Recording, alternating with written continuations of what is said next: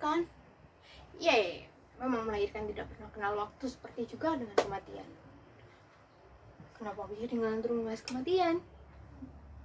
Selama 3 tahun aku di sini, kelahiran dan kematian memang tidak seimbang. Kenapa? Kamu mengatakan bahwa kelahiran dan kematian adalah hal yang seimbang. Buktinya saja, banyak pemukiman warga yang memakan sawah-sawah para petani. Itu menandakan bahwa kematian dan kelahiran tidak seimbang. Kau harus setuju dengan pernyataanku. Jika tidak, menolak ini tidak akan aku lanjutkan. Aku jadi saksi bahwa setiap kesakitan di sini selalu berakhir dengan kematian. Kau tahu, aku kadang merasa gagal sebagai dokter. Seharusnya aku bisa mencegah kematian itu. Tapi aku sadar, aku bukan malaikat. Tapi kegagalan demi kegagalan itu membuatku ingin meninggalkan profesi dokter ini. Ingin menjadi manusia biasa, tidak memikul beban berat seperti ini. Kau sih enak duduk-duduk saja sambil melihatku bekerja. Tapi mungkin itu memang sudah takdirku. Jangan kau merasa iri ya. Hei, siapa di sana? Bapak, Mama, silakan masuk. Kau tahu puskesmas ini satu-satunya yang ada di desa ini. Aku tahu, aku bukan malaikat penyelamat, tapi setidaknya biarkan bayi yang ada di dalam kandunganmu itu bisa menghirup udara segar di desa ini. Kau tahu, sejak semingguan ini sudah ada 61 anak meninggal di desa ini. Pasti kau sudah dengar bukan berita itu? Berita itu viral di mana-mana. Katanya, Bapak Presiden sudah menetapkan ini sebagai kasus gizi buruk terburuk sepanjang masa. Kau ingin tahu kisahnya? Tapi janji, jangan memviralkannya. Baiklah, kisahnya seperti ini. Dulu ada kasus di desa ini, kehabisan beras.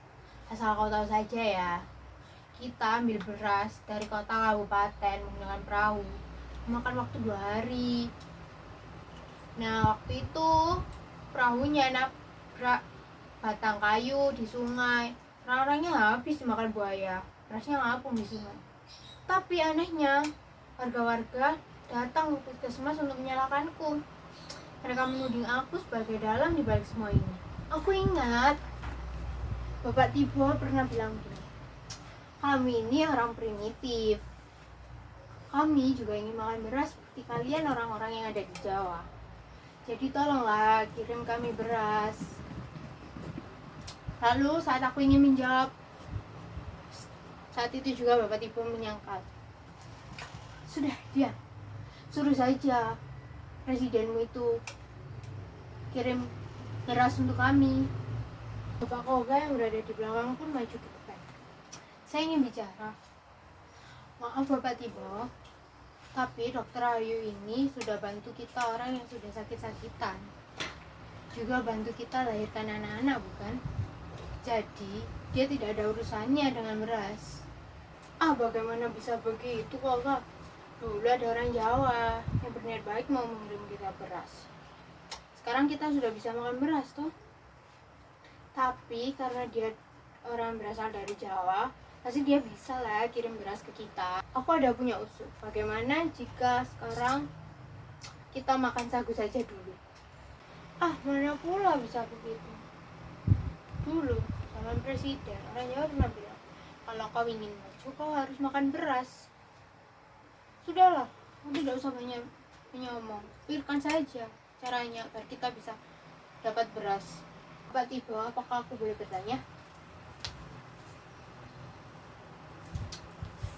Bapak dulu dilahirkan oleh Mama setelah kerjasama dengan ada punya Bapak, toh? Mereka dulu makan apa? Sagu. Kalau Bapak Mama saja makan sagu, kenapa kita harus makan beras? Orang Jawa dulu pernah bilang, kalau ingin maju, tidak disebut primitif, kita harus makan beras.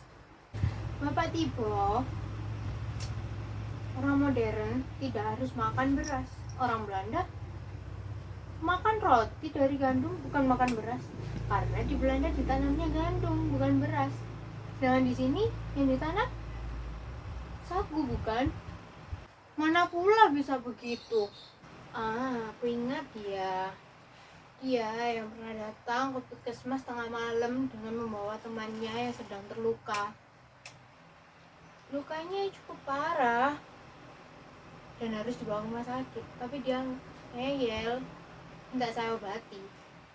Dengan alat seadanya saya berusaha semampu saya untuk mengobati temannya itu. Setelah selesai, dia langsung pergi di tengah kegelapan. Aku lanjutkan kisahku dengan orang tengah malam datang itu ya. Dia berkata seperti ini, tidak bisa.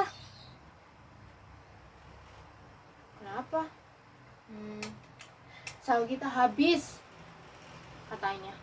Aku menyarankan agar besok kita bersama-sama untuk ke hutan mencari pohon sagu.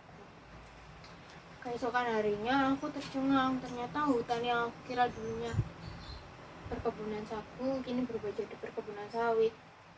Setelah itu Bapak Tipo kembali bersama warga dengan hati yang mengeras, yang ngotot pengen makan beras. Dan pemerintah Jawa pun harus bertanggung jawab dengan keadaan yang ada di sini. Karena di sini tidak ditanam beras. Jadi kita harus mendatangkan beras dari luar pulau untuk masuk ke sini. Apa? Ada yang mau melahirkan? Sini, cepat ke sini ke puskesmas, cepat.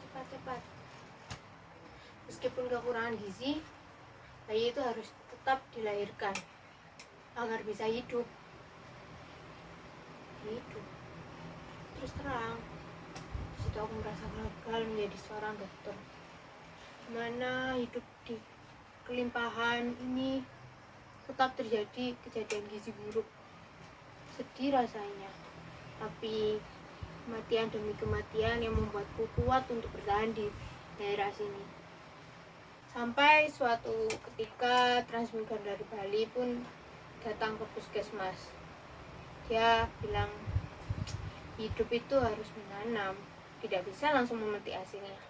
Kalimat tersebut selalu terbayang-bayang oleh otakku, membuatku berpikir sepanjang malam. Warga di sini dulu memang bekerja sebagai nelayan mencari ikan di sungai.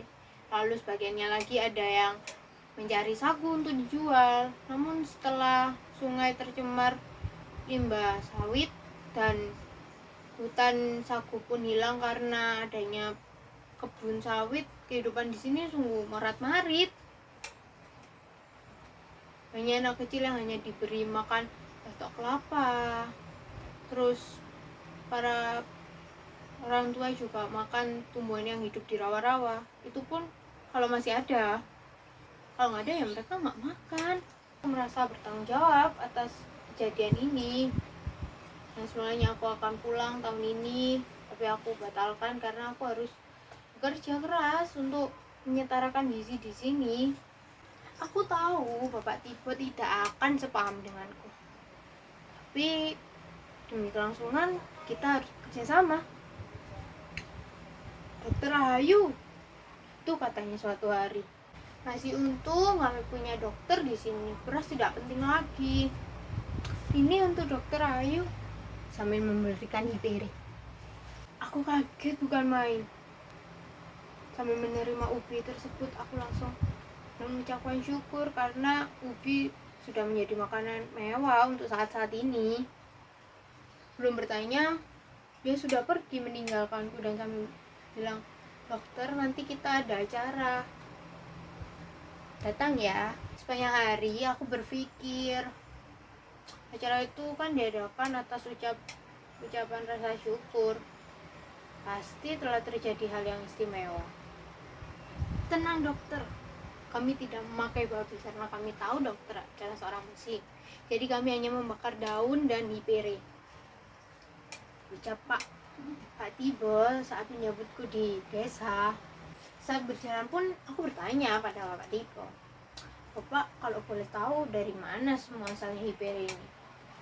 Tapi Bapak Tibo tidak menjawab, hanya tersenyum saja. Aku tahu, kalian tidak pernah tahu kan acara bakar batu? Gampang saja, kalian cari aja di situs internet, pasti ketemu kok. Karena aku tidak mau monolog ini kepanjangan tentang acara bakar batu. Di antara kerumunan warga desa, aku menangkap satu sosok transmigran yang dari Bali itu. Lalu bapak tiba datang menghampiriku dan memperkenalkannya. Mari dokter, kenalkan, dia yang sudah bantu kami selamat dari kelaparan ini.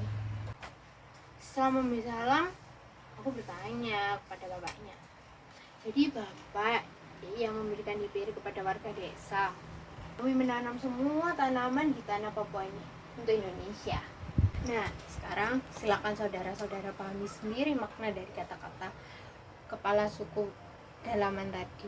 Saya masih ada pekerjaan, banyak pasien yang menunggu. Bapak, mama, silakan masuk ke puskesmas. Puskesmas ini terbuka untuk siapa saja. Tidak usah takut dengar dokter Jawa. Kita semua bersahabat kan?